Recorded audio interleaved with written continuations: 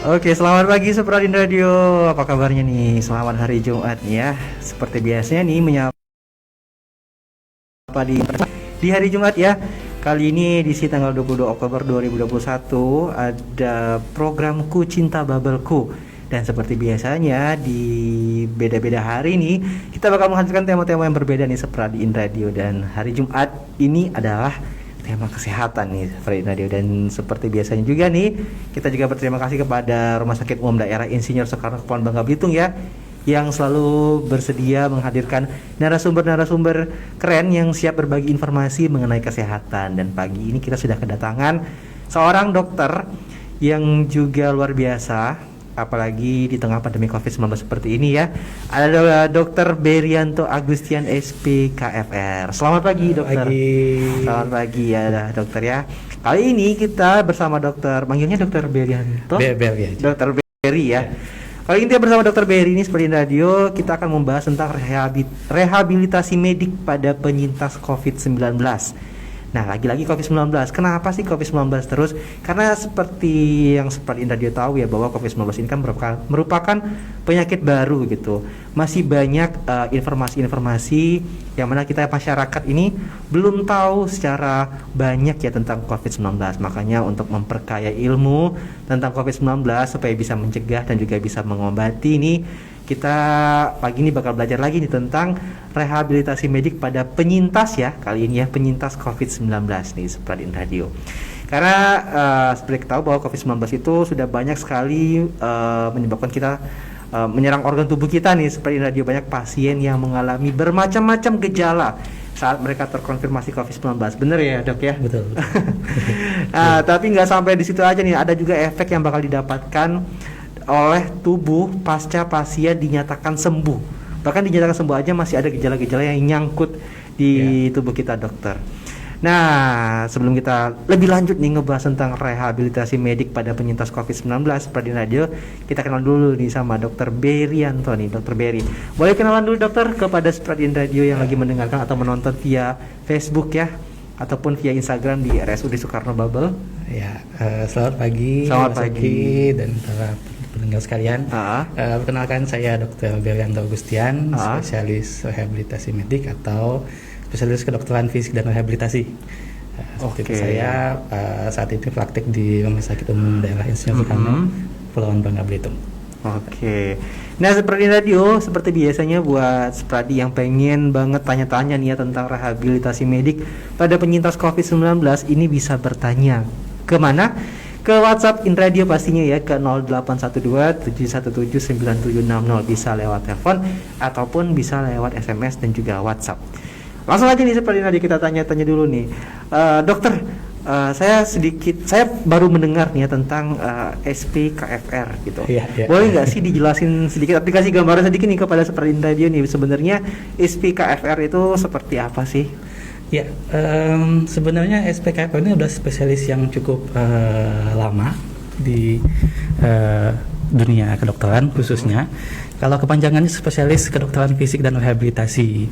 Nah, jadi kita fokusnya ke diagnosis, ke pencegahan dan tata laksana pasien-pasien yang memiliki gangguan fungsi. Titik poinnya adalah gangguan fungsi yang disebabkan oleh adanya suatu hendaya atau adanya suatu penyakit, adanya suatu gejala, trauma dan lain sebagainya. Jadi titik poinnya adalah gangguan fungsi. Gangguan fungsinya seperti apa terkait dengan topik yang dari sini yang kita mau bahas di sini adalah gangguan fungsi baik itu gangguan fungsi paru-paru, gangguan fungsi akibat kelelahan, gangguan fungsi akibat tidak bisa lagi kembali bekerja akibat dari orang yang sudah terkena COVID misalkan, dan masih banyak lagi seperti itu. Berarti kalau gangguan fungsi ini jatuhnya ke seluruh tubuh ya dokter ya? Betul, seluruh tubuh. Seluruh tubuh. Berarti mendiagnosa ada yang beda nggak sih sama? Tentunya beda. Tentunya kita beda ya? Karena fokus titiknya adalah di gangguan fungsi, atau mungkin para pendengar sekalian mungkin lebih kenanya ke konsep disabilitas mungkin yang lebih ini. Jadi mungkin Mas Oki sama pendengar sekalian mungkin menganggap disabilitas itu hanya bagian dari disabilitas mental seperti itu. Oke. Ya, yang lebih banyak kita Lebih banyak kita tahu ya. disabilitas mental. Namun disabilitas atau kecacatan itu sebenarnya mencakup di seluruh aspek. Oke. Ya, jadi kita fungsinya mencegah disabilitas, kita menghilangkan disabilitas, Oke. kemudian kita juga berupaya untuk mengurangi atau mengoptimalkan fungsi yang masih ada akibat disabilitas tersebut. Saya contohkan misalkan terkait dengan kasus kita ini, yang topik yang akan kita bahas misalkan paru-paru misalkan, maka kita mencegah, kita menghilangkan disabilitas atau gangguan fungsi paru-parunya atau gangguan fungsi yang lain terkait dengan COVID, atau mengoptimalkan fungsi yang masih ada. Oke, yang masih bisa kita tingkatkan ya? Seperti itu. Betul. Nah, seperti itu. Oke, jadi itu Sobat Radio, fakta-fakta dia balik SP KFR ya. Nah, tadi kita di tema kali ini dokter tentang penyintas COVID-19 ya. Nah, sebenarnya mungkin kita sudah sering dengar nih di telinga Sobat Radio nih, penyintas. Sebenarnya penyintas ini tuh apa sih dokter? Kalau penyintas sebenarnya ya saya pengen membuat menyamakan persepsi dulu. Oke, siap. Ya. Kalau penyintas itu sebenarnya diartikan sebagai seseorang yang mempunyai riwayat atau histori positif COVID sebelumnya itu dulu. Nah, jadi cukup itu saja. Kita tidak melihat gejala apa yang ada atau sebagaimana kondisinya. Jadi setiap orang yang survive setelah melewati fase terinfeksi COVID itu namanya penyintas seperti itu, atau survivor seperti itu. Berarti terlepas apapun gejalanya, nggak punya gejala sekalipun, kayak OTG gitu, itu juga disebut penyintas ya dokter ya. Oke, itu ya seperti radio. Jadi selama ini mungkin yang penasaran nih dengan kata-kata penyintas itu apa sih? Ternyata penyintas itu orang yang berhasil bertahan ya, bertahan dan sudah dikonfirmasi sembuh dari COVID-19 seperti radio gitu. Nah dokter, kalau penyintas itu kan dia berhasil pulih gitu ya.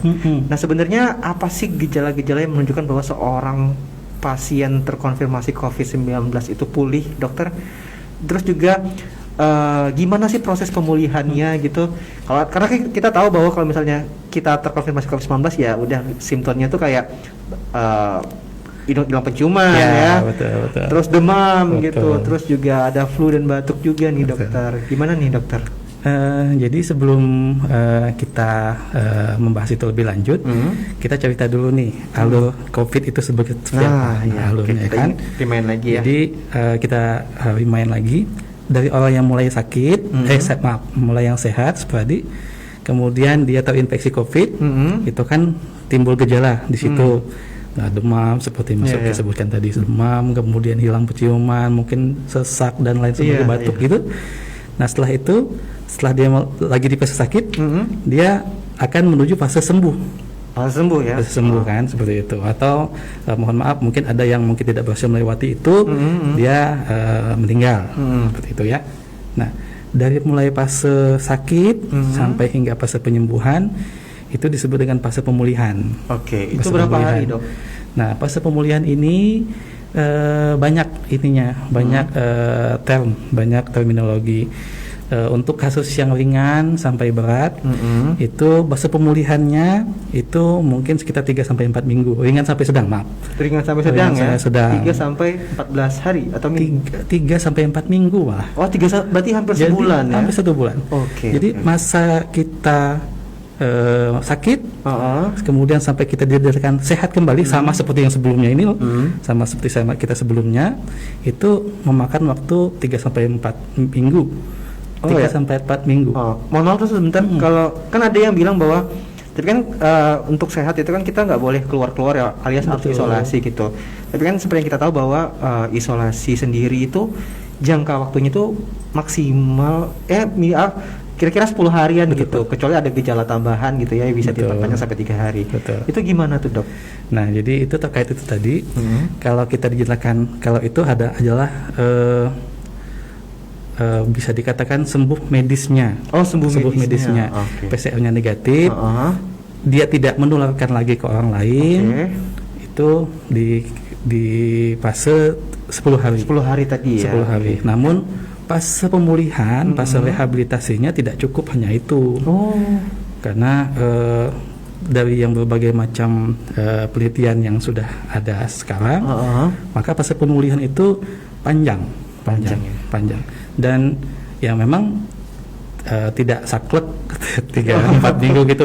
Pokoknya 3-4 minggu libur. Iya. Takutnya orang-orang mikirnya Betul, ini ya, betul. 3-5 minggu nggak usah kerja dulu kan lagi izin sakit. dulu deh. Nggak bisa seperti itu. Fase pemulihan itu panjang sampai kita berhasil sama seperti yang kondisi sebelum sakit. Namun itu tidak saklek gitu. Ya, Ada yang ya. mungkin pada kondisi COVID-nya mungkin gejalanya ringan atau tanpa gejala, mungkin dia akan melewati fase itu lebih cepat. Pasti lebih cepat ya. Lebih cepat. Kalau yang agak berat berarti Dok, pemulihannya Bisa sampai 2 bulan. 2 bulan. Bisa sampai 2 bulan. Itu di rumah sakit terus atau Tidak. Tidak ya. Jadi pemulihan itu bisa dilakukan di mana saja, bisa di rumah atau di rumah sakit, tergantung dengan severity atau tingkat keparahan gejala sisa yang ada. Nah, untuk gejalanya itu mungkin ada yang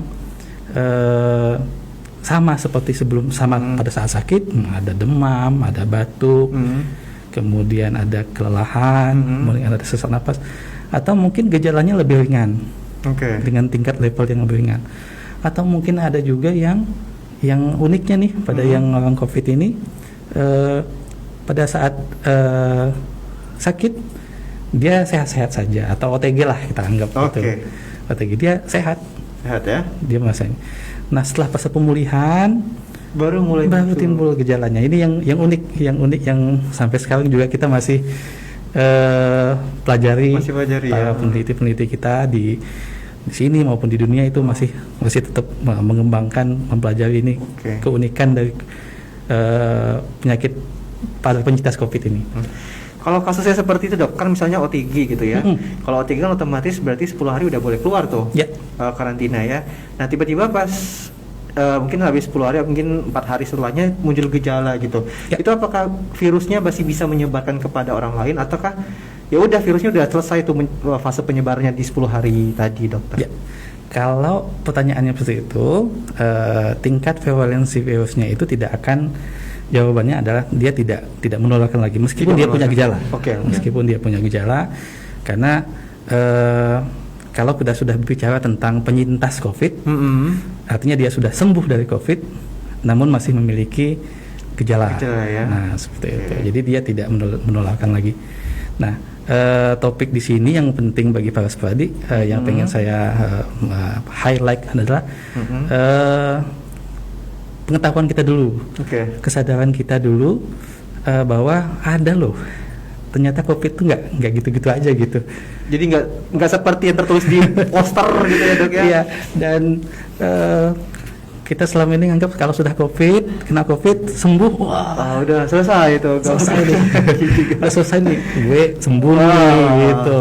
Ternyata tidak semudah itu Pak Guso. Jadi semudah itu. unik. Ada hal-hal lain ya Dok ya. Iya. Kira-kira apa Dok yang bakal terjadi kepada penyintas COVID? Tadi kan dokter sudah sempat menyebutkan gitu. Belum selesai sampai segitu, nggak semudah itu Ferguson. Iya. Jadi gejalanya itu meliputi banyak multisistem, banyak sistem organ ya, yang istilah yang paling baru itu post-COVID condition, yang diterbitkan oleh WHO baru-baru ini. Namun sebenarnya gejala-gejala itu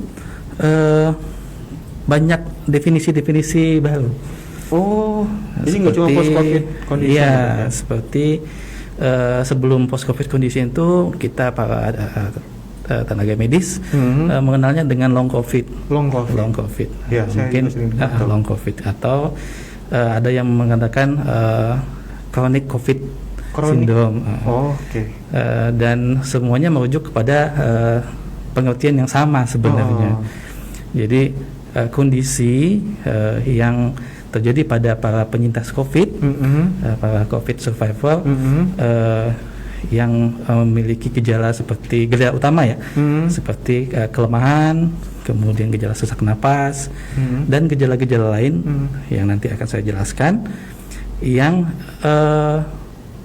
menetap lebih dari 3 bulan. Oke. Yang terjadi 3 bulan setelah COVID dan menetap lebih kurang dari minimal 2 bulan. Minimal 2 bulan ya.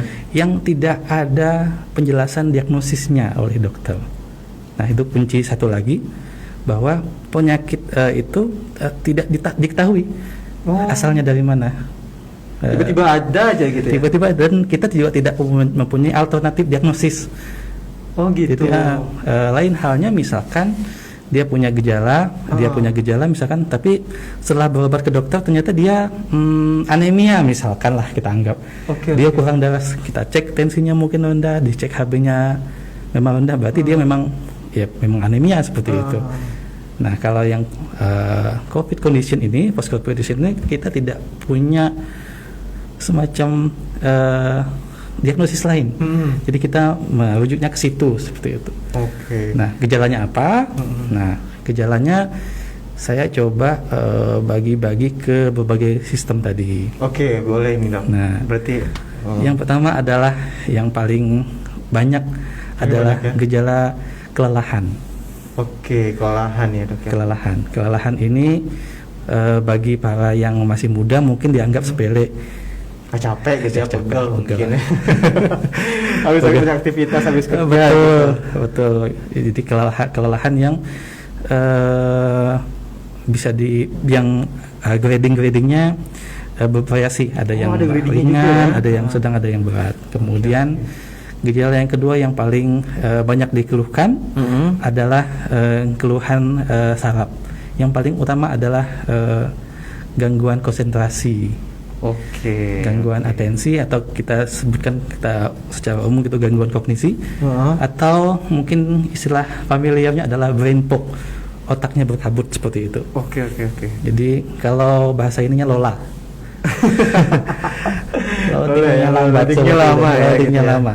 Itu jangan dianggap hal yang wajar, karena itu sudah dilaporkan sebagai salah satu keluhan yang diakibatkan oleh COVID, yang dialami oleh para penyintas COVID. Berarti umum gitu ya, maksudnya kebanyakan terjadi 98% lah gitu ya kepada seorang penyintas gitu, bisa ada brain fog gitu ya. Sejauh ini untuk yang brain fog itu memang tidak semua, namun sebagian besar itu yang dilaporkan itu mengalami brain fog. Itu baru dua ya, masih ada lagi dok? Lagi. Boleh dok di-spill semua dok, biar kita semua tahu nih, maksudnya gejala-gejala yang masih banyak lagi pada penyintas nih. Kemudian yang selanjutnya adalah sistem pernapasan. Sistem pernapasan ya. Sistem pernapasan, keluhannya mungkin yang bagi yang sudah mengalami gejala sebelumnya mungkin sudah tahu, mungkin ada sesak napas, kemudian batuk, yang paling sering juga dikeluhkan, batuk nggak sembuh-sembuh nih, kenapa sih saya habis COVID kok batuknya nggak sembuh-sembuh. Udah minum obat padahal ya. Udah minum obat, tapi batuk aja, bahkan sampai 6 bulan sampai 1 tahun kadang-kadang ada laporan dia batuk. Nggak sembuh-sembuh seperti itu. Kemudian gejala-gejala yang tidak familiar dan mungkin masyarakat atau sporadik sekalian menganggapnya remeh. Contohnya adalah alopecia atau rambut rontok. Nah, rambut rontok. Kemudian ada gejala seperti diare. Diare juga termasuk ya dok ya. Kemudian ada radang sendi, bukan radang sendi, tapi pegal-pegal di persendian, di otot. Dan ya karena ini penyakit yang baru, jadi laporan-laporan itu tetap terus masuk ke para peneliti, dan peneliti mengumpulkan semua itu dan menganggap kok banyak banget ya, hampir semuanya. Namun penelitian akan tetap terus berkembang dan untuk mencari, dan seperti yang saya katakan sebelumnya, bahwa gejala yang utama seperti kelelahan, sesak napas, dan lola tadi. Tidak ada 3 yang lebih sering dilaporkan oleh para penyintas COVID. Deh. Itu ya seperti Nadia yang mungkin terjadi nih kepada penyintas COVID-19 nih dok. Saya soalnya juga sempat merasakan sih, karena kebetulan kan saya juga penyintas penyintas COVID-19 ya. iya. Cuma belakangan ini sering rambutnya lumayan rontok tuh, Iya. lebih daripada biasanya satu helai dua helai, itu bisa sampai kayak sekali pegang 5 gitu. Iya. Pas mandi juga ada banyak gitu ya. Iya. Jadi saya sempat penasaran tuh, maksudnya apakah saya terlalu banyak terpapar sinar matahari atau kena AC, tapi saya jarang di ruangan. Iya. Dari saya paling cuma berapa jam gitu di AC kan gitu kan ya. Berarti kalau misalnya pun saya ke dokter pun tetap dinyatakan bahwa saya kena long COVID gitu ya dok ya, terlihat dari Iya. riwayat ini kali ya. Kita balik ke definisi tadi. Asalkan dia tidak memiliki atau dokter tidak memiliki alternatif diagnosis, yaitu adalah gejala long COVID, gejala post COVID condition, atau long COVID atau apapun ini istilah yang bisa kita gunakan. Artinya kalau misalkan memang tidak ada penjelasan atau diagnosis lain, yaitu memang dari sana. Oke. Nah dok, saya pengen tanya nih ya, mungkin tadi kan dokter nyebut long COVID gitu. Saya sempat baca juga di salah satu media sosial ya, sebuah akun gitu, dia menyebutkan ada long COVID, reinfeksi, ada psikosomatis juga gitu. Betul. Kira-kira kalau dari dokter sendiri bisa boleh nggak menjelaskan tentang 3 hal tersebut? Betul. Ya, jadi jangankan Mas Uki atau Spadi sekalian, kita aja tenaga klinisi ini banyak dapat istilah-istilah baru. Iya. Kita juga berusaha untuk mengikuti update terbaru. Berita terbaru ya. Dan memang berubah-ubah, bukan hanya PPKM aja ya. Jadi istilah medis pun juga banyak yang berubah. Seperti awalnya misalkan COVID, dulu awalnya jadi flu Wuhan. Flu Wuhan. Kemudian jadi COVID yang sampai sekarang jadi COVID-19 ya.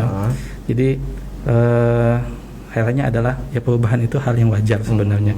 Jangankan di orang awam misalkan, di kita juga bingung karena pening kepala karena istilah-istilahnya ganti-ganti. Terkait dengan definisi tadi, untuk long COVID, kemudian post akut, post COVID, kemudian post COVID condition, yang paling baru ini yang dikeluarkan oleh WHO itu adalah post COVID condition.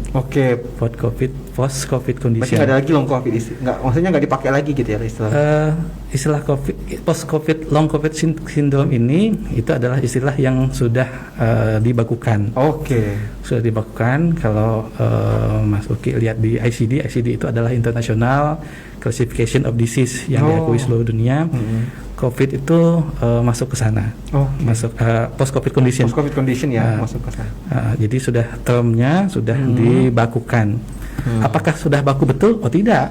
Orang penyakit baru ya tadi ya. Betul. Masih bisa berubah-ubah lagi. Betul. Apakah itu sudah final? Oh, tidak. Jadi ya kita harus ngikutin terus perkembangan itu. Long COVID masih tetap bisa kita gunakan. Karena sebenarnya definisinya merujuknya hampir sama, sama istilahnya ada yang baku ada yang tidak, seperti itu. Kemudian apa tadi yang psikosomatis ya. Psikosomatis itu adalah sebuah kondisi psikis yang tidak terkait dengan adanya gangguan fungsi organ. Berarti nyerangnya kemana tuh? Jadi kalau bahasanya hanya pikiran yang terganggu seperti itu. Tidak disertai adanya bukti kerusakan sistem organ. Misalkan contohnya ada orang yang mengeluhkan pegal-pegal seperti itu.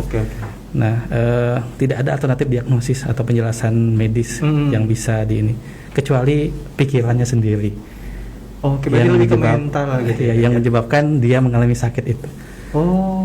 Gitu. Kalau reinfeksi tadi dok satu. Nah, kalau reinfeksi ini ya orang yang sudah dinyatakan sembuh, kemudian dia memiliki gejala dan terkonfirmasi lagi positif COVID.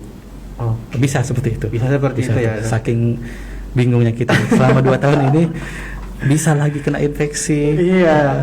Vaksin ganti-ganti, PPKM ganti-ganti, masih terinfeksi juga ya. Jadi masih mungkin terinfeksi juga, meskipun kita sudah vaksin ya. Iya. Saya juga soalnya punya saudara gitu, udah divaksin, nggak tahunya setelah itu terinfeksi COVID lagi. Sebelumnya udah sembuh gitu. Iya. Nah, kalau boleh saya tanya nih, Dok, tentang reinfeksi nih ya. Tadi kan dokter menyebutkan bahwa long COVID itu dia punya kayak gejala-gejala atau simptom-simptomnya kayak mungkin ada batuk lagi, kelelahan lagi gitu. Nah, bedainnya sama itu Iya. simptomnya long COVID sama simptomnya terinfeksi kembali itu gimana, Dok, membedainnya? Jadi kalau yang reinfeksi, termnya adalah orang yang terinfeksi kembali, terinfeksi kembali oleh COVID. Nah, kalau terinfeksi kembali, maka kita munculkan lagi simptom-simptom yang timbul akibat infeksi. Oh, berarti balik ke awal lagi. Nah, gitu ya. infeksi apa tanda infeksi ya banyak seperti demam, kemudian batuk, kemudian ya kalau memang ada keluhan yang lebih parah, misalkan sesak napas dan lain sebagainya, maka itu bisa kita curigai sebagai orang yang reinfeksi kembali. Nah, berbeda dengan yang long COVID, long COVID yang seperti atau post COVID condition yang seperti saya sebutkan tadi.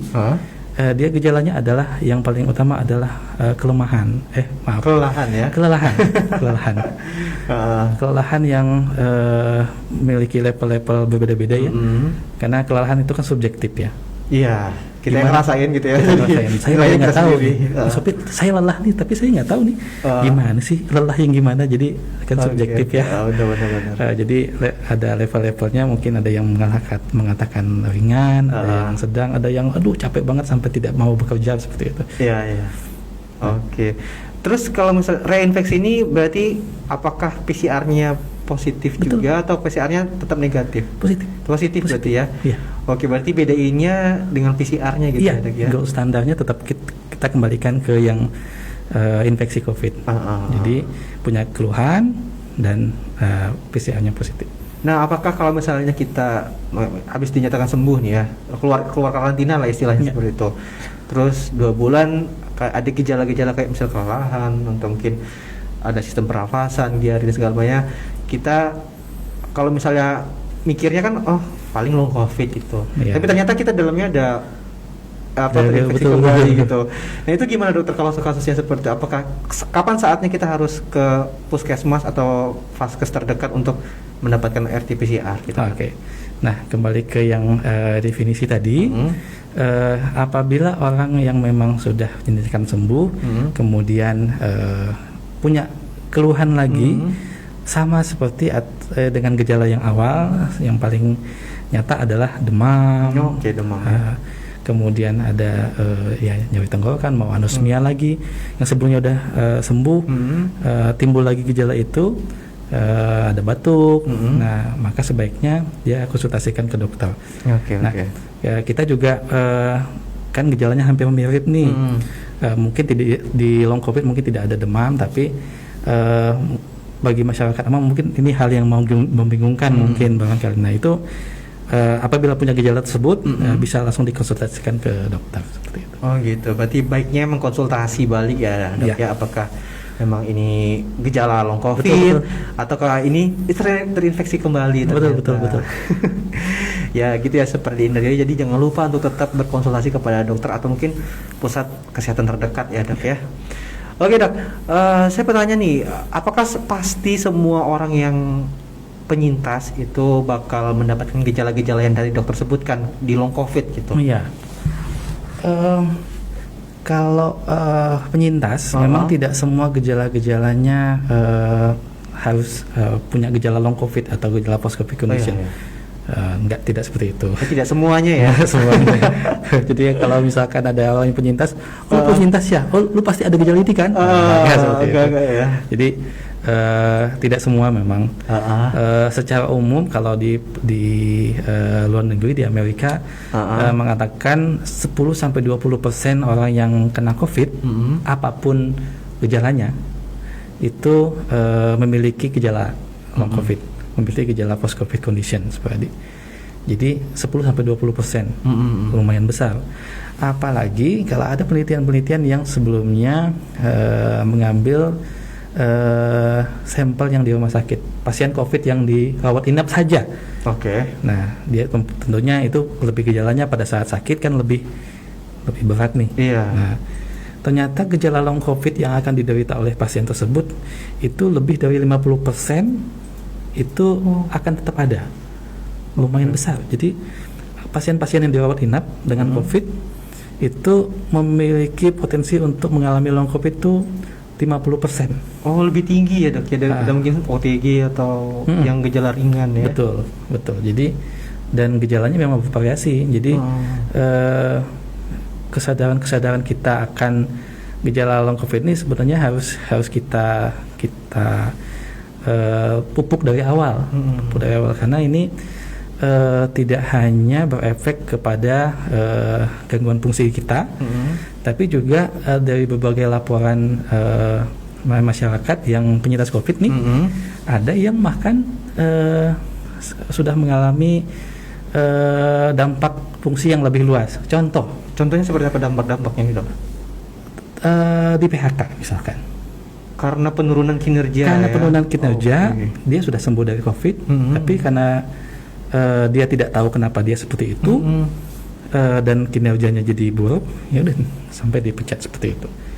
Dan yang kedua misalkan adalah stigma sosial. Oke, gimana dok? Kalau pengalaman sosial. Nah seperti ini misalkan ada yang kena COVID nih, seperti Mas. Oke, misalnya tadi penyintas ya Mas. Iya. Dia Mas Oki mengeluhkan sesuatu hal, mungkin badan pegal atau batuk segala macam, tapi Mas Oki tidak mendapatkan penjelasannya dan orang lain menganggap hal itu adalah hal yang biasa seperti itu. Padahal itu adalah kalau sudah masuk ke dalam ICD atau International Classification of Disease, itu sudah penyakit loh. International Classification of Disease. Namanya adalah disease ya. Sudah penyakit gitu itu ya? sudah penyakit. Jadi tidak dibiarkan saja, jadi harus ada tindakan seperti itu. Dan kebanyakan stigmanya adalah ya udah sih cuman capek gitu doang, atau lelah, cuman batuk-batuk gitu-gitu aja. Padahal itu adalah sudah diklasifikasikan sebagai sebuah penyakit dan harus ada tindakan. Nah stigma itu yang banyak yang kita lupa seperti itu. Sama halnya brain fog tadi misalkan. Lola gitu ya. Kalau bahasa gaul ini gitu. Bahasa gaulnya Lola. Nah, ya mungkin sebagian orang itu hal yang lucu malah. Iya. Ya, Lola, jadi bahan candaan. Padahal ya itu adalah suatu gejala yang sebetulnya harus kita aware dengan itu, dan ya harus ada tindakan, harus dikenali dari awal, dan harus ada tindakan lebih lanjut. Bukan jadi stigmanya di stigma negatif seperti itu.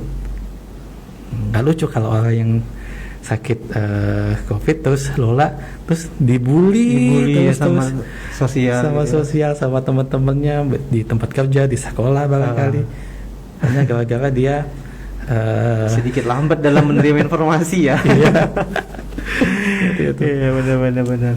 Berarti memang harus aware gitu ya dok ya sama kondisi, kalau misalnya apalagi penyintas gitu ya, itu berarti harus langsung lapor ke dokter atau gimana tuh dok? Nah jadi terkait dengan itu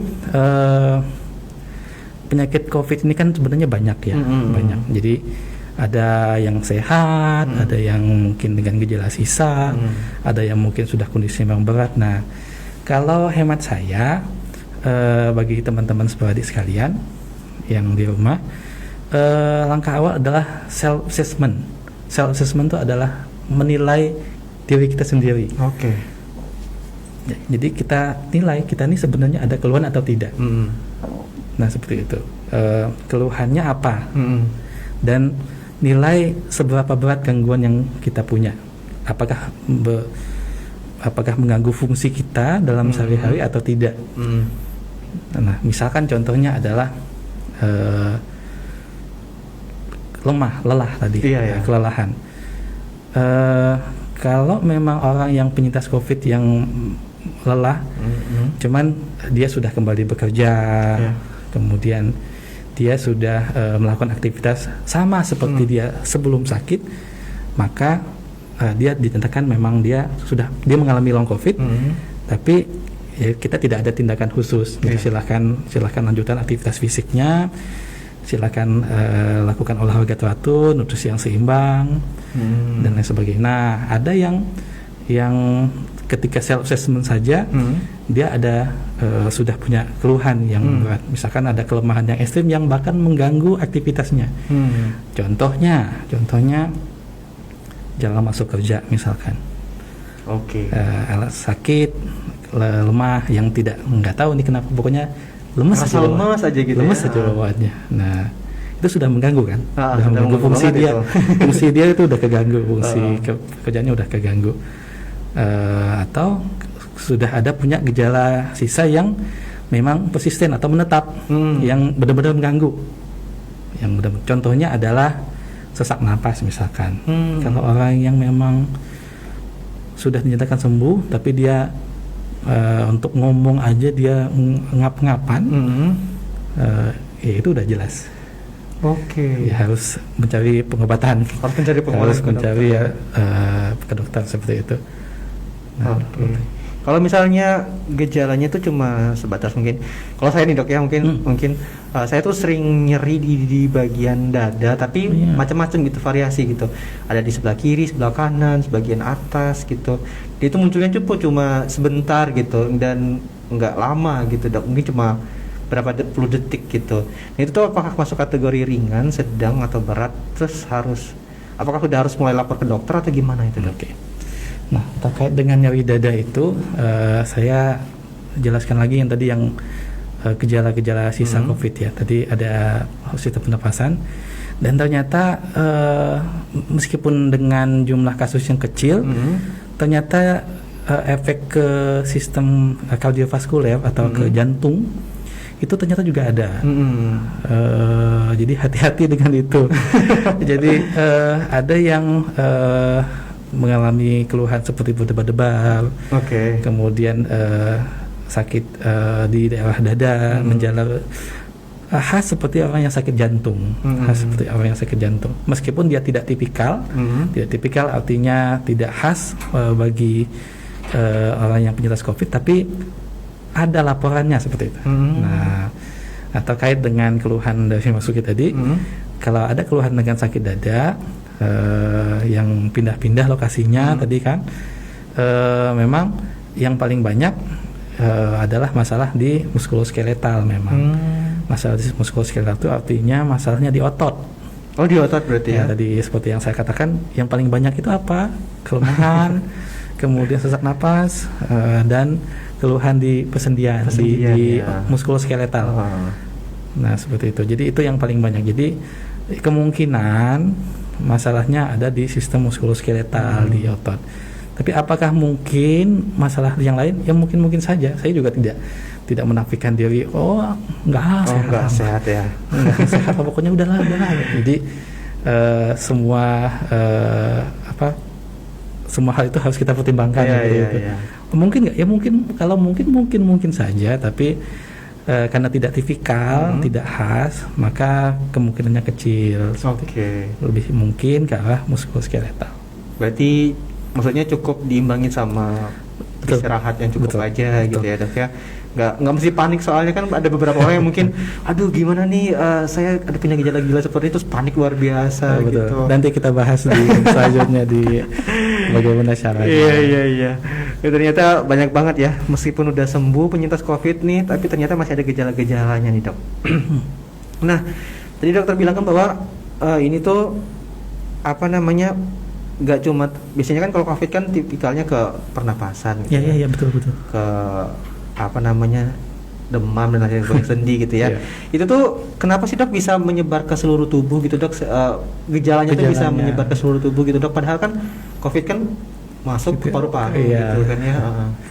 Ya, jadi yang kita ketahui memang penularan primernya atau penularan utama dari yang COVID ini adalah di sistem pernapasan. Betul memang. Jadi target organ yang pertama kali diserang oleh virus ini adalah sistem pernapasan. Sistem pernapasan berarti dari mulai hidung sampai ke paru-paru. Nah, namun seiring dengan apabila virus itu sudah bereplikasi di tubuh, kemudian dia sudah menyerang paru-paru, maka dia akan kemungkinan terbawa oleh sistem peredaran darah itu masih mungkin, satu ya. Kemungkinannya. Jadi ada kemungkinan itu. Mm-mm. Yang kedua, yang uniknya dari virus ini adalah dia sistem imun kita itu bekerja akibat ada virus kan. Iya. Jadi, kalau ada virus dia kerja baru. Kalau nggak ada ya udah dia diem aja. Istirahat dulu ya. Istirahat dulu. Nah kalau ada ada orang lain asing datang, benar asing datang, baru mulai berbahaya dia bekerja.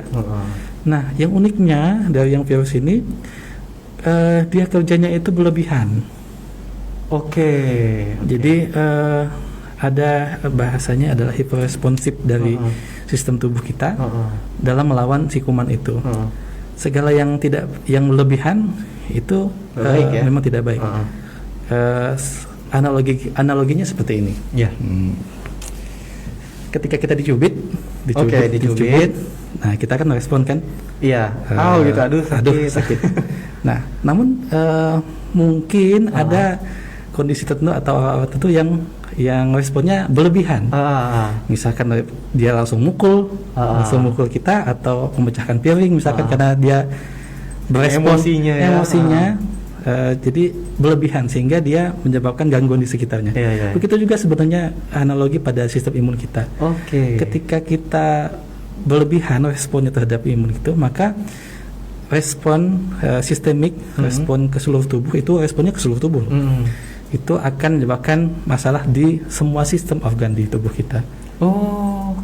Jadi bukan salah virusnya, salah kitanya, tapi memang khasnya pada COVID ini ya seperti itu. Dan mungkin Masuki kalau dulu mungkin kita kenal dengan namanya bedai sitokin mungkin.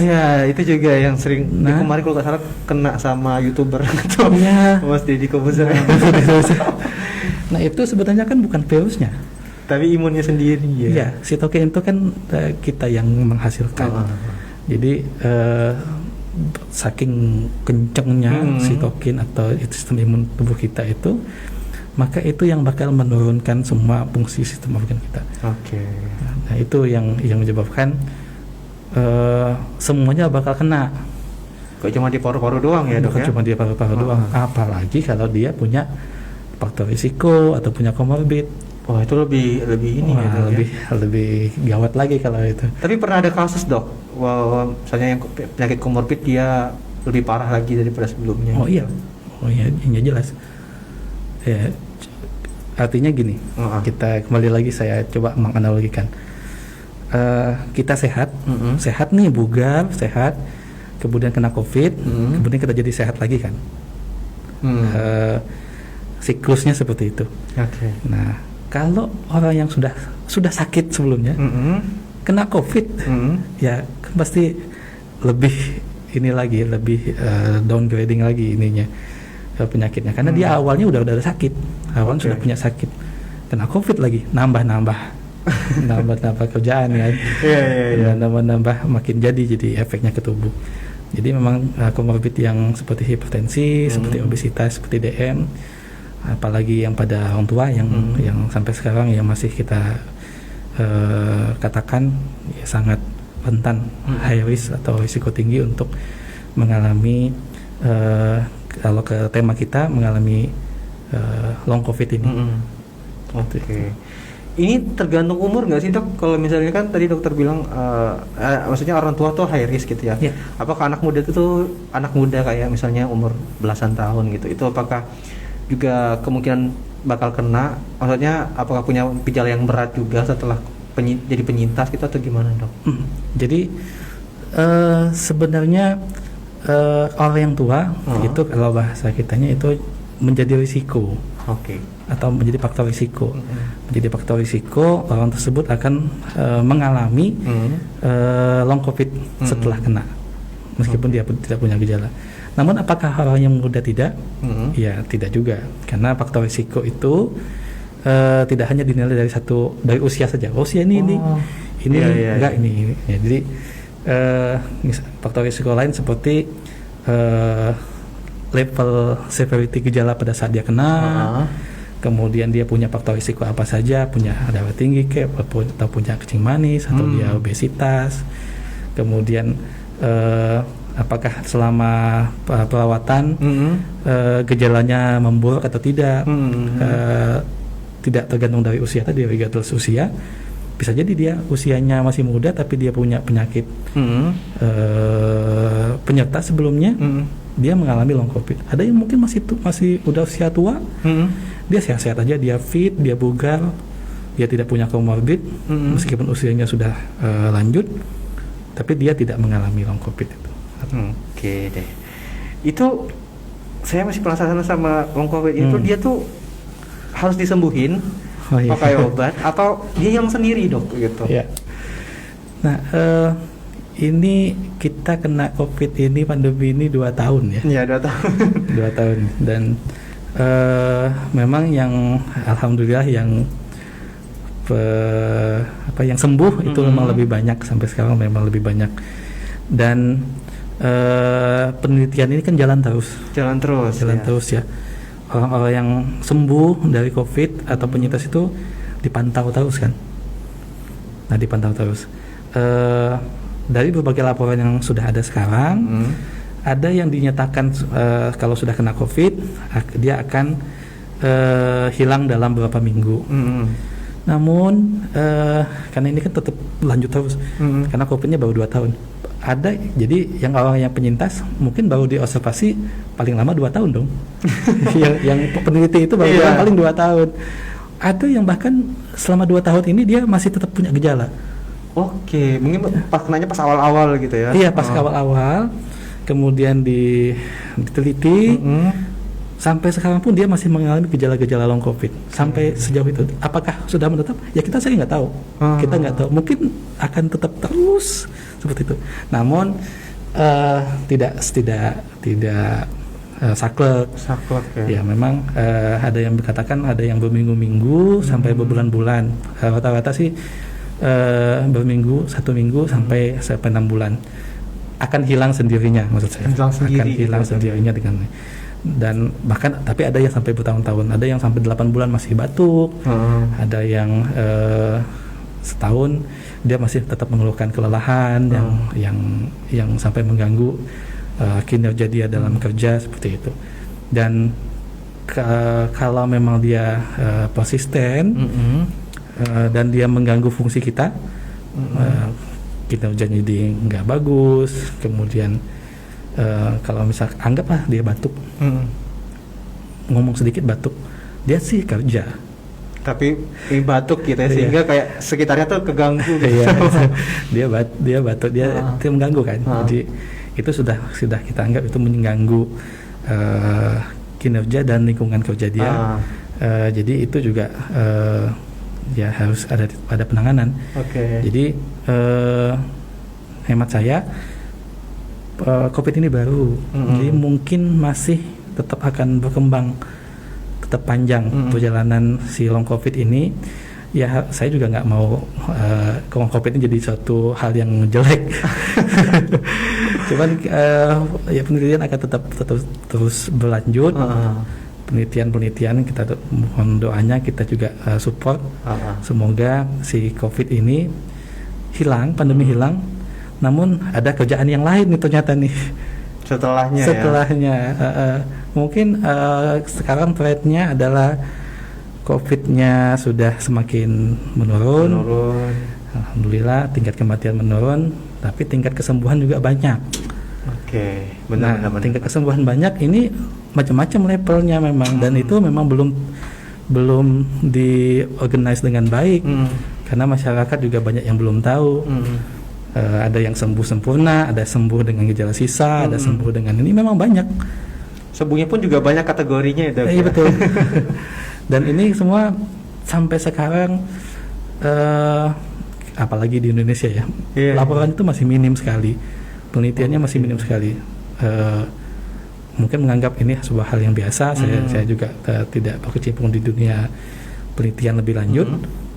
Tapi ini sebuah fenomena yang harus kita sadari bersama-sama, bahwa ada loh seperti ini gitu. Gejalanya ini jangan disepelekan. Jangan sepele, benar. Gitu. Oke, gitu ya seperti Nadia. Jadi meskipun misalnya udah kena COVID, terus jangan bersenang diri gitu ya dok ya. Jangan kayak, wah saya sudah selesai COVID nih, berarti nggak saya bakal sehat lagi nih. Tapi ternyata masih ada juga hal lain yang menyambut sebagai penyintas COVID-19 nih ya dok ya. Iya. Oke deh. Kalau untuk gejala, berarti untuk gejala sendiri saya simpulkan juga nggak saklek seperti yang dijelaskan oleh prosedur-prosedur atau mungkin surat-surat edaran gitu ya dok, yang misalnya 6 bulan atau berapa itu karena buktinya masih ada yang 2 tahun masih punya gejala long covid ya dok ya, gitu seperti itu. Jadi mungkin jangan takutnya tuh pada cemas gitu dok. Aduh saya baca selebaran 6 bulan cuma gejala long covidnya, tapi kok saya lewat dari 7 bulan masih long covid aja ini, apakah saya kena lagi atau gimana gitu. Iya. Oh iya, saya lupa tadi satu lagi yang juga cukup mengganggu adalah yang gejala ya. Gejala long covid ini adalah gangguan psikologis seperti kecemasan, anxiety, rasa cemas, depresi dan lain sebagainya. Kenapa hal itu bisa ini? Memang salah satunya terkait dengan COVID-nya. Yang kedua adalah apabila misalkan pasien itu dirawat inap, saya aja deh, misalkan saya contohin, saya kena COVID, saya ditempatkan di ruang isolasi sendiri, tidak ada orang sama sekali. Yang saya dengarkan adalah suara tinu sirene. Nggak ada teman. Nggak ada teman, ngobrol juga ya. Ada orang ketemu tapi pakai baju astronot, saya nggak tahu siapa namanya, nggak kenal siapa dia. Ya saya bisa membayangkan, dan kan cuman tiduran aja nih, tiduran aja, datang kasih makan kasih obat, dokter datang kasih makan kasih obat, saya nggak bisa ngapa-ngapain. Selama ini saya produktif, tiba-tiba saya diisolasi gitu ya, diposisikan seperti itu, kondisi mental saya pasti jatuh. Kebanyakan memang seperti itu, pasti jatuh. Ya. Dan bukan hanya pada saat itu udah jelas, itu sudah jelas pada saat dia kena COVID diisolasi, mentalnya pasti jatuh.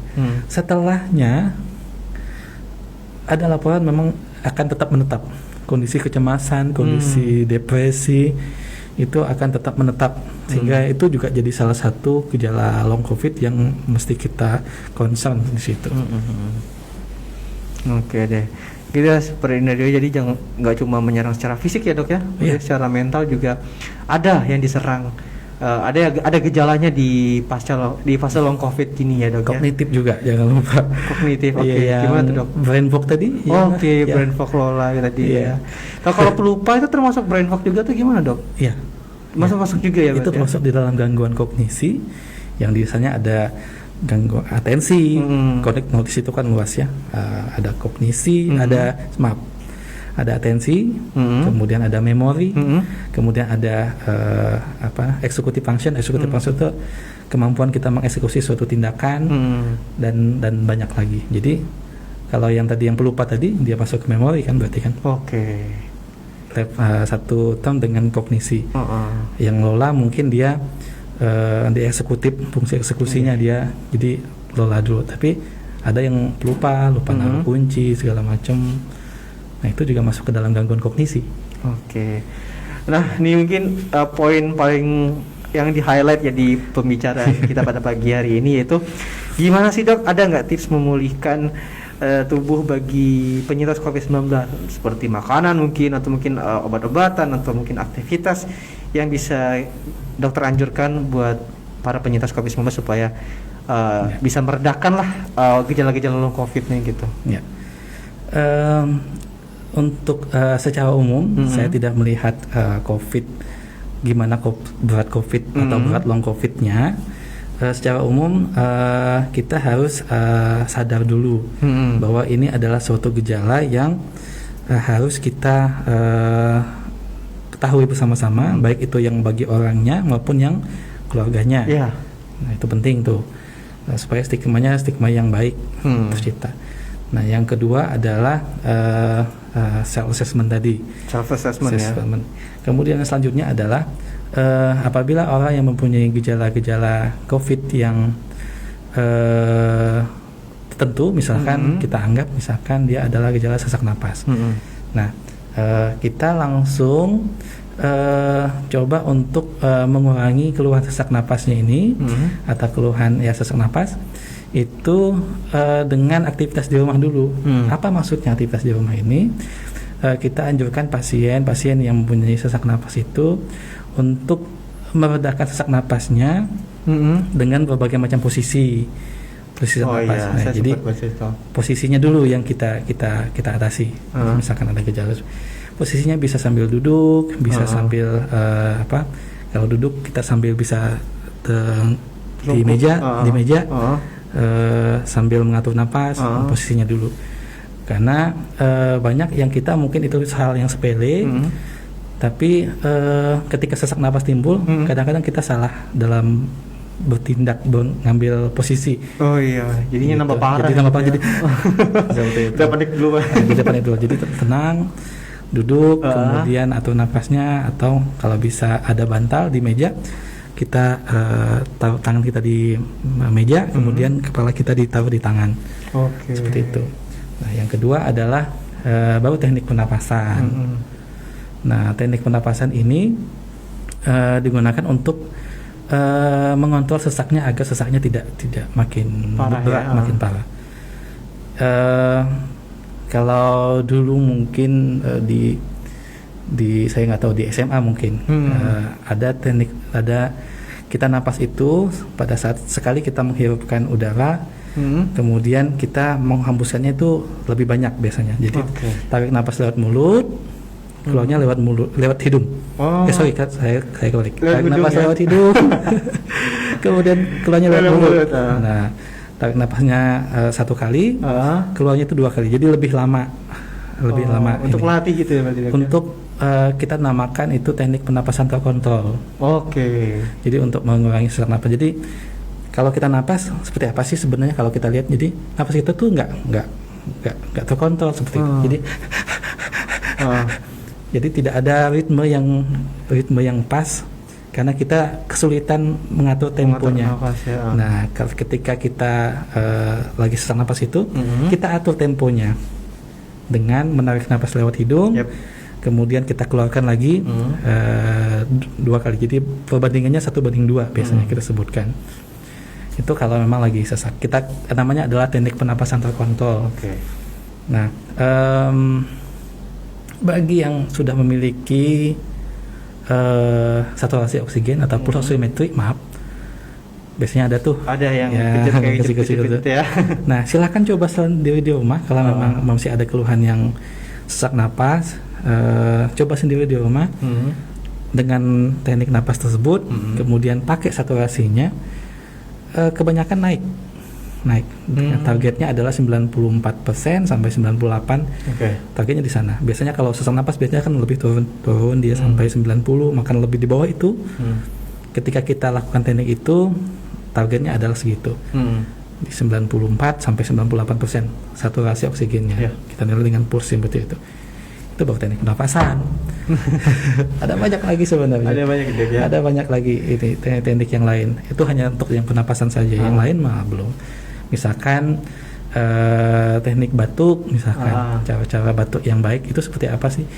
Karena kita terlihat sepele, kan cuman batuk dok ya, gitu-gitu aja lah, kan batuk doang. Gatel doang gitu ya.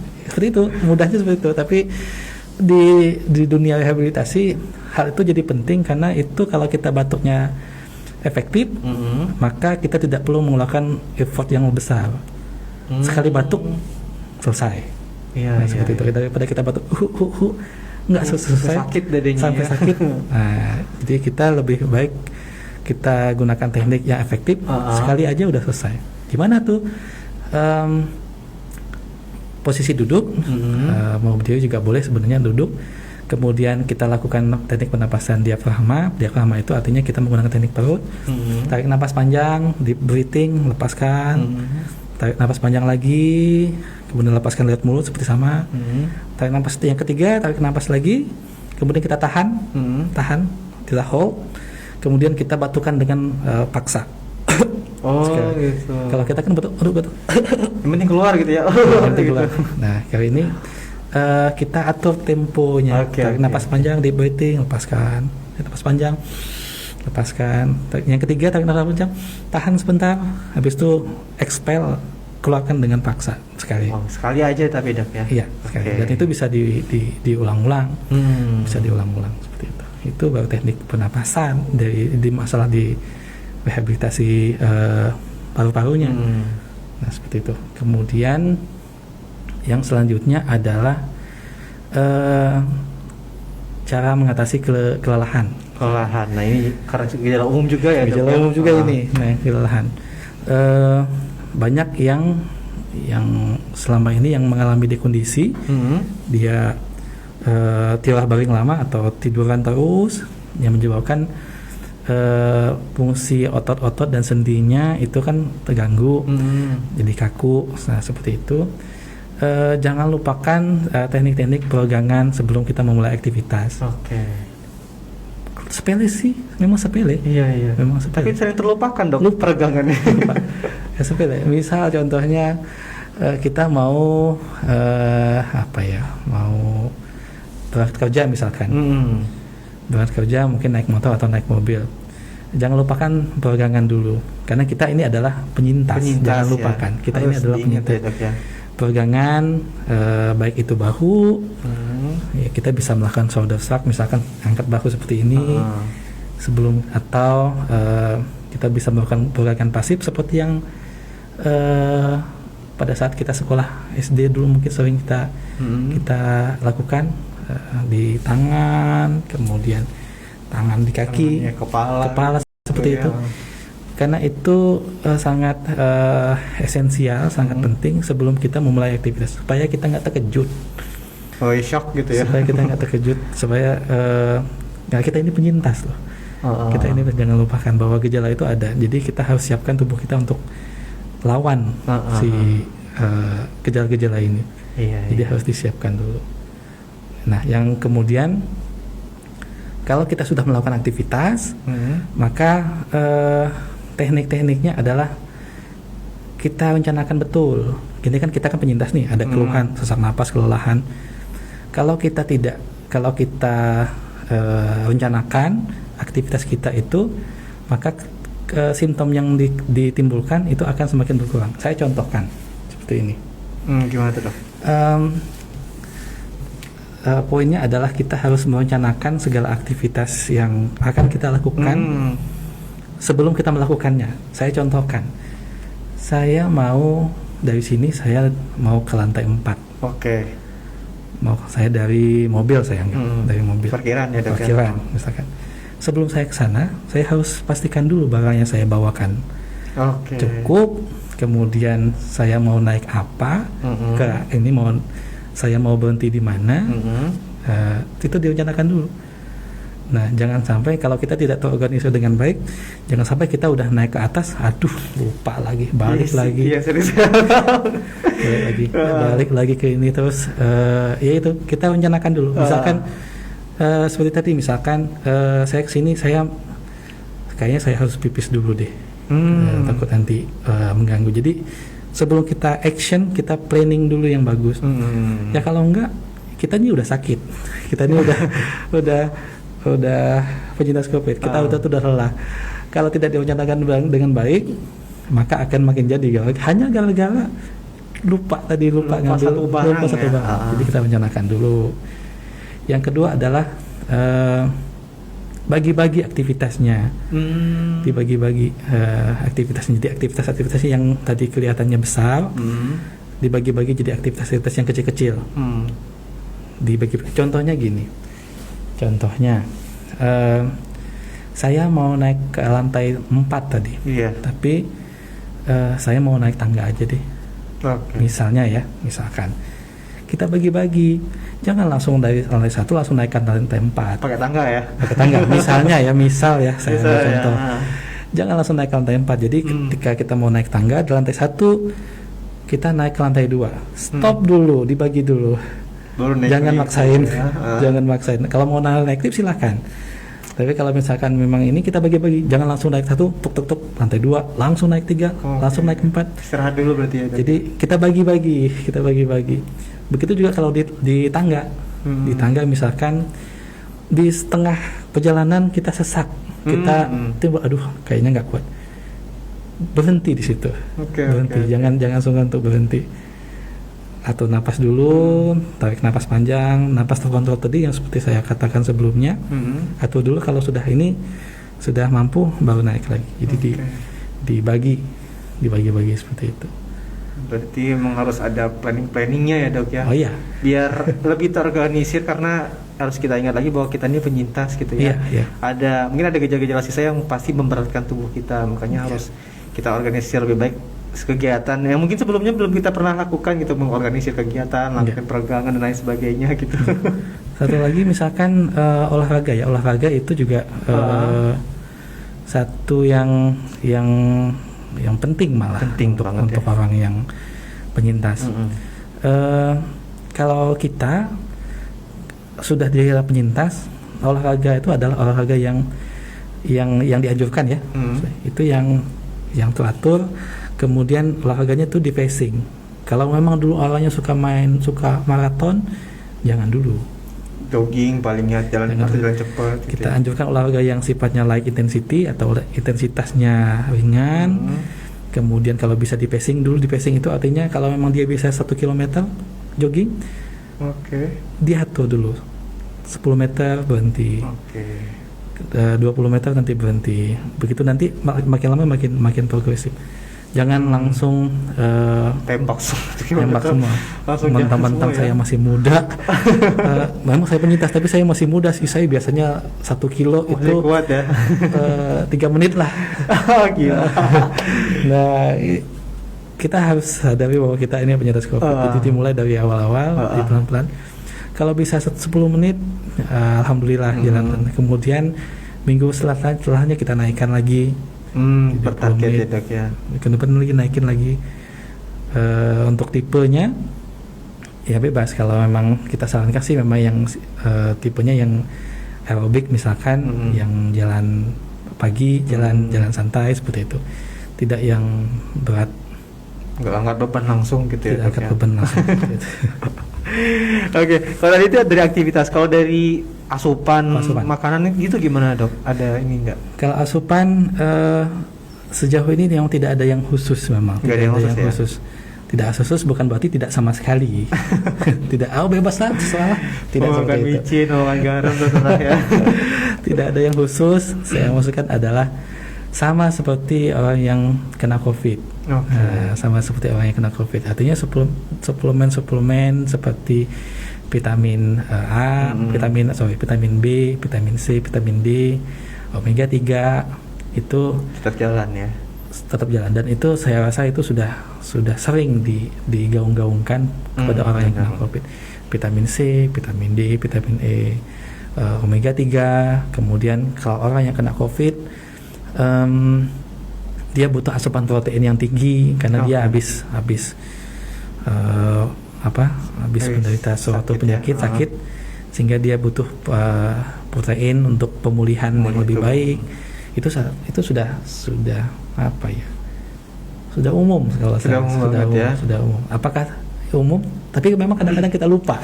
Iya, kadang-kadang udah selesai COVID terus tiba-tiba makan gorengan tiap hari. Iya, kadang-kadang itu kita lupakan. Tapi prinsipnya memang sama, yang tidak ada yang aneh.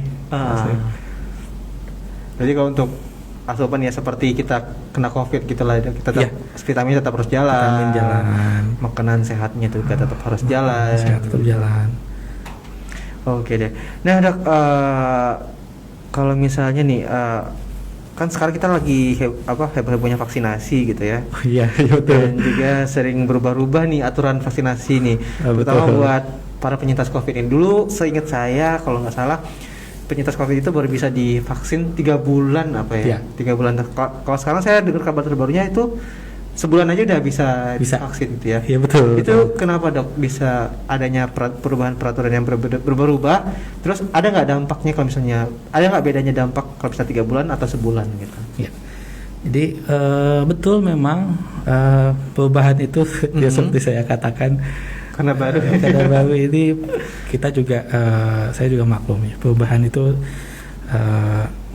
akan tetap ada, akan tetap ada. Mungkin nanti lain lagi, Oke. mungkin nanti ada vaksin lain, vaksin baru mungkin lain lagi ininya. Nah untuk sekarang yang paling baru adalah untuk yang orang yang kena COVID dengan gejala ringan sampai sedang, itu boleh divaksin minimal 1 bulan. Minimal 1 bulan ya. Ya minimal 1 bulan. Nah kalau yang berat itu tetap 3 bulan. Oh berarti tergantung sama kondisinya ya, Dok, Iya. ya? Gejala yang dialami. Gejala yang ya. berat. Nah gejala ringan sedang itu 1 bulan itu sudah bisa divaksin minimal. Minimal. Kenapa itu terjadi? Itu terkait lagi dengan tingkat kekebalan yang kita hasilkan sebenarnya. Kenapa itu bisa, dan ya memang penelitian akan tetap jalan. Jadi keputusan juga akan tetap mengikuti hasil itu. Nah, jadi kalau untuk orang yang ringan sedang, memang tingkat kekebalannya yang diciptakan memang tidak sebaik dengan yang berat tadi. yang berat. Jadi antibodi yang dihasilkan mungkin tidak akan lebih bertahan lama. Jadi 1 bulan seperti itu. Oke. Nah, Berarti nggak apa-apa ya, maksudnya ikutin aja aturannya, Dok. Yang maksudnya nggak ada yang berbahaya juga nggak berbahaya juga nggak gitu ya. Memang ya kita juga harus kritis ya soal vaksin ini. Saya juga ikut salah satu yang ikut memantau aktivitas sama efek samping vaksin ini. Betul memang vaksin itu punya efek samping. Betul memang. Betul. Tapi mudaratnya itu jauh lebih banyak ya, kecil daripada manfaatnya. Dari manfaatnya. Dan ini memang kita harus akui adalah vaksin ini adalah vaksin untuk kasus emergensi. WHO itu menerbitkan vaksin ini adalah untuk vaksin untuk emergency authority. Jadi untuk kondisi khusus. Kalau untuk vaksinnya sendiri, kalau misalkan vaksin yang lain seperti vaksin yang anak-anak misalkan, itu butuh waktu berpuluh-puluh tahun untuk menciptakan vaksin yang benar-benar khusus untuk anak-anak, aman, tanpa efek samping atau efek samping yang minimal, dengan tingkat efikasi yang sedemikian tinggi. Itu butuh waktu. Nah, kita pandemi baru jalan setahun sudah bisa menciptakan vaksin untuk emergensi yang memang kebetulan memang kadang-kadang ada yang spesifikasinya mungkin tinggi, ada yang rendah. Nah itu sudah luar biasa. Sudah luar biasa Bang, dia perkembangannya. Sudah luar biasa banget gerakannya ya. Betul, udah luar biasa sekali. Gitu. Oke Dok, ini ternyata sudah ada beberapa pertanyaan yang masuk. Mungkin kita bacain satu persatu nih ya. Selamat pagi Bang Uki dan juga Dr. Berry, saya Dwi di Koban. Nanya Dok, apakah ada perbedaan rehabilitasi paru Dok pada pasien COVID dengan berbagai kelompok gejala seperti ringan, sedang dan berat, dan apa rekomendasi program yang dapat dilakukan untuk rehabilitasi paru ini Dok? Terima kasih. Oke, dengan Mas Dwi. Enggak, Dwi atau Mbak atau Mas nih? Oh iya. Ya, selamat siang Mas atau Mbak Dwi. Ya, untuk rehabilitasinya seperti yang saya jelaskan di awal bahwa untuk tingkat rehabilitasi itu juga memang kita klasifikasikan tergantung dengan gejalanya memang. Ada yang memang ada yang ringan, ada yang sedang, ada yang berat. Kenapa demikian? Karena kalau yang berat berarti gejalanya juga lebih komplit, lebih kompleks, dan severity-nya kalau misalkan dia cuma satu sesak napas, dia lebih berat. Kalau kompleks, ada sesak napas, ada batuk, ada ada ini yang lebih banyak gitu. Nah, kalau untuk yang gejala yang berat, saya sarankan memang sebaiknya konsultasi ke dokter ya. Karena sudah, kalau ini kita bicaranya penyintas dengan gejala paru yang berat ya. Nah, karena kalau sudah penyintas, dia sudah punya gejala yang berat, artinya dia sudah mengganggu fungsi secara keseluruhan. Dia mungkin tidak bisa kerja, dia cuma tiduran, dia tidak fungsinya memang sudah terganggu. Jadi sebaiknya kita asesmen di rumah sakit, kita nilai prioritasnya yang mana yang harus kita terapi atau kita rehab terlebih dahulu. Nah, Kalau untuk gejala yang ringan sampai sedang, memang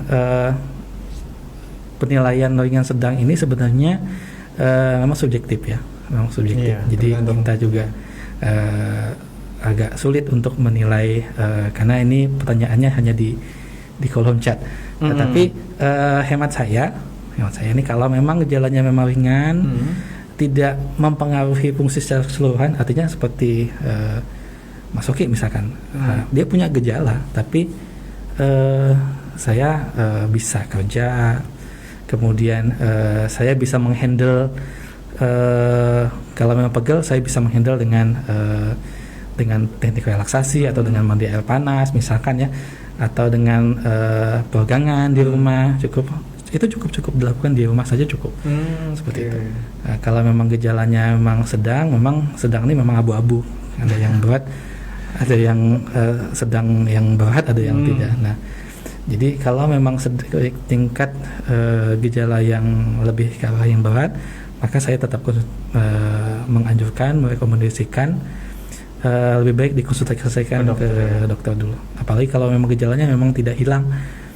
Mungkin dia sudah ke dokter, tapi gejalanya tetap menetap terus berbulan-bulan tanpa ada penanganan yang khusus. Nah, sebaiknya memang lebih baik ke dokter. Lebih baik ke dokter aja ya. Gitu ya Mas atau Mbak Dwi, semoga bisa menjawab nih pertanyaannya. Kita lanjut ke selanjutnya, dokter. Assalamualaikum. Waalaikumsalam. Bu Hasan di KC nanya, kalau terpapar COVID dengan penyakit bawaan, yang mana nih yang harus disembuhkan dulu?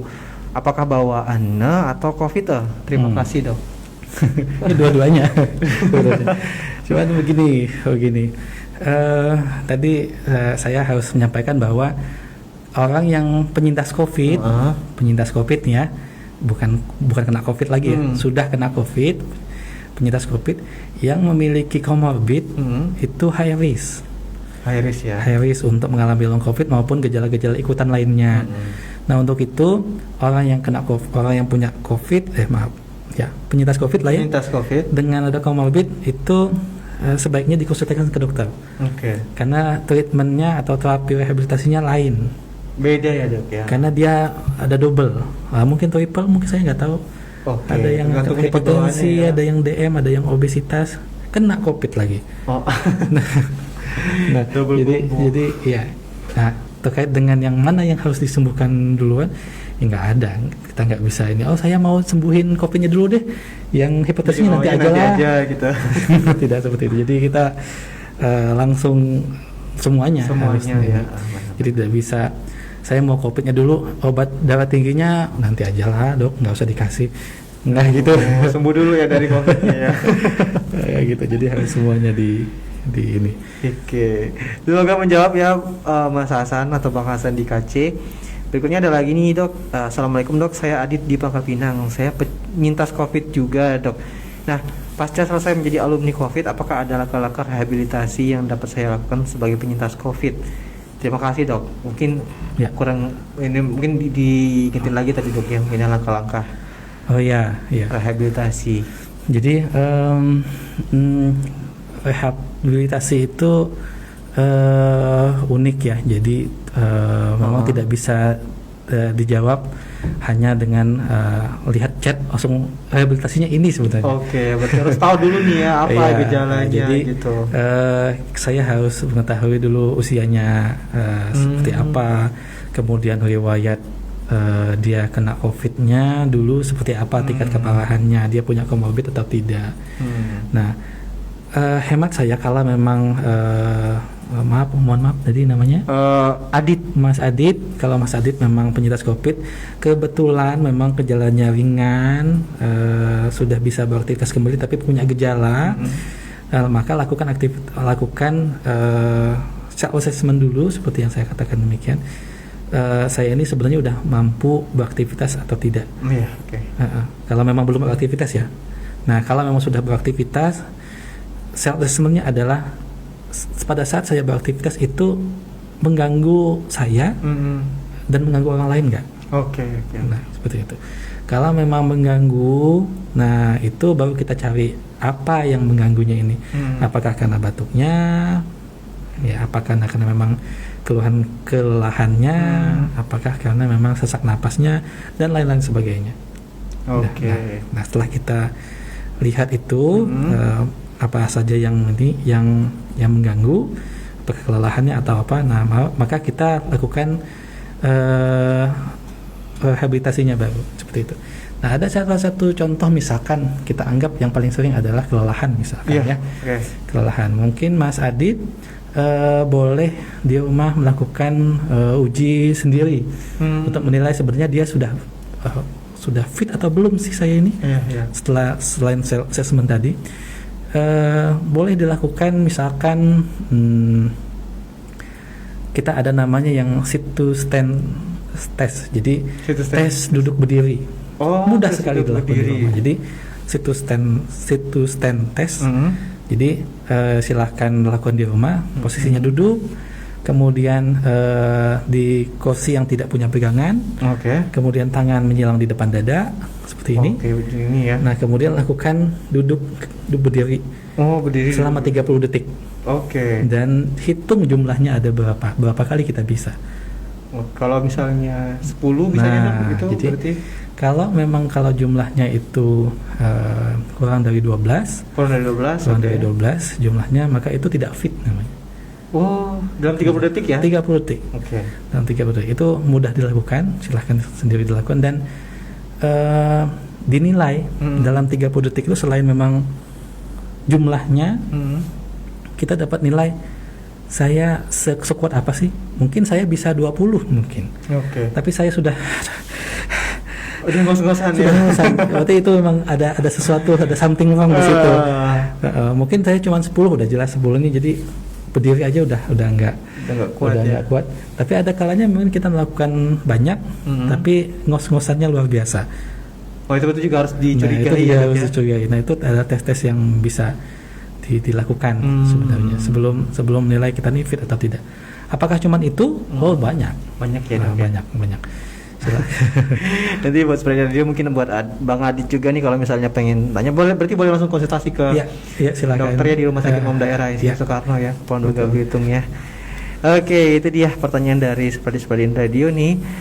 Nah, Dok, pertanyaan-pertanyaan tadi itu ternyata menjadi pertanyaan penutup ya buat tema kita pada pagi hari ini. Tapi nih, sebelum kita menutup program Kucinta Bubble-ku nih, mungkin dokter ada nggak sih pesan yang pengen disampaikan kepada masyarakat terkait dengan tema kita pada pagi hari ini, Dok? Untuk tema kali ini tentang rehabilitasi pada penyintas COVID ya. Saya yakin kalau di Bangka Belitung jumlah yang menjadi penyintas COVID itu banyak banget kalau di Bangka. 10 ribuan kalau nggak salah. Saya nggak tahu, saya nggak hafal datanya kalau di Bangka Belitung ya.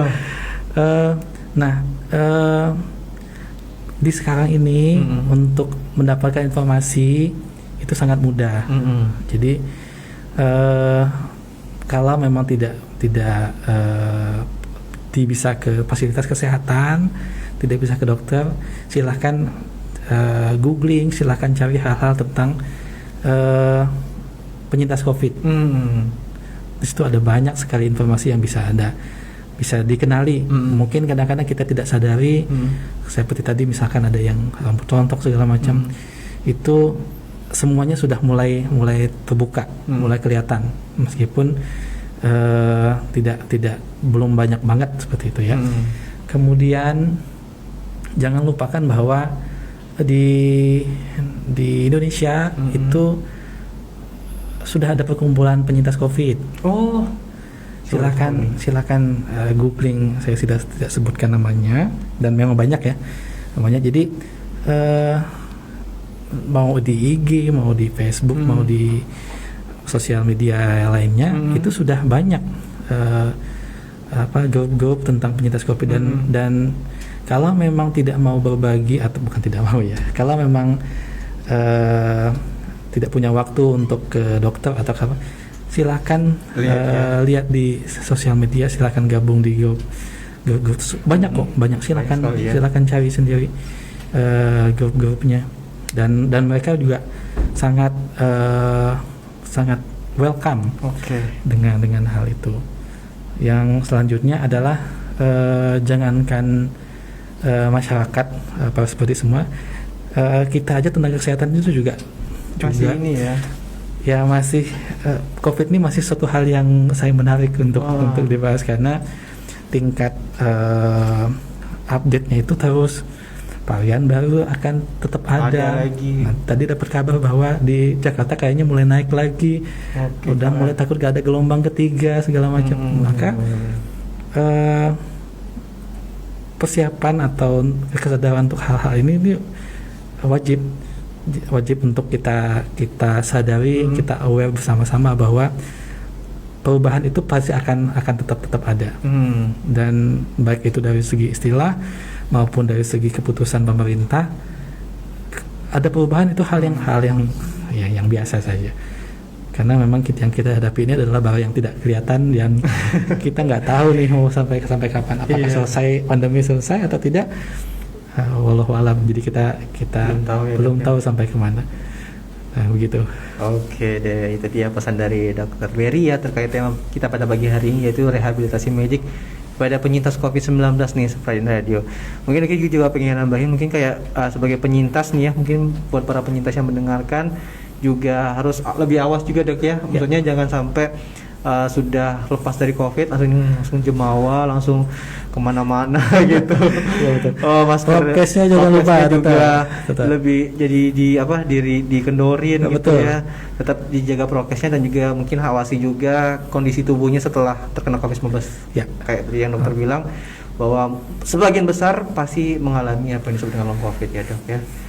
Dan jangan lupa kalau misalnya sudah bertambah parah atau mungkin gejalanya sudah mulai mengganggu aktivitas sekitar, aktivitas sehari-hari gitu, mungkin sudah bisa dikonsultasikan ya Dok ya. Iya betul. Ke dokter, mungkin kayak Dokter Berry ini ya di Rumah Sakit Umum Daerah Insinyur Soekarno, Kepulauan Bangka Belitung nih. Kalau boleh tahu Dok, dokter praktiknya hari apa aja nih Dokter? Setiap hari saya setiap hari ya.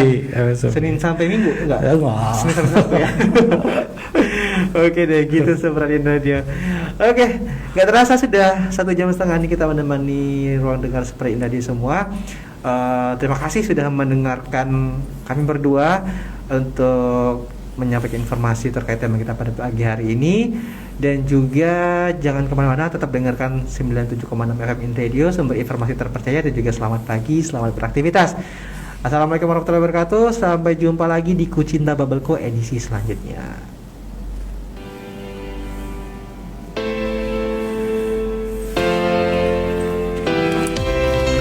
Terima kasih Dok.